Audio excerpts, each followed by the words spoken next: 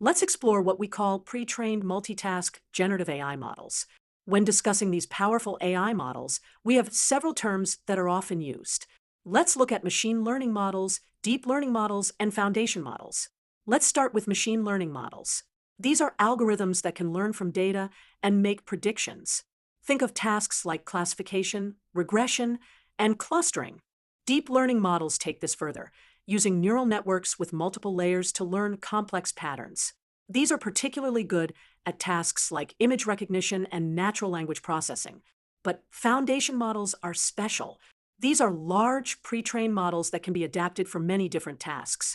They combine the capabilities of both machine learning and deep learning, while adding the ability to handle multiple tasks through a single model. So when we talk about pre-trained multitask generative AI models, we're specifically referring to foundation models. These models are pre-trained on vast amounts of data and can be fine-tuned for specific applications while maintaining their broad capabilities. Therefore, while all these terms are related to artificial intelligence, when we specifically talk about pre-trained multitask generative AI models, we're referring to foundation models.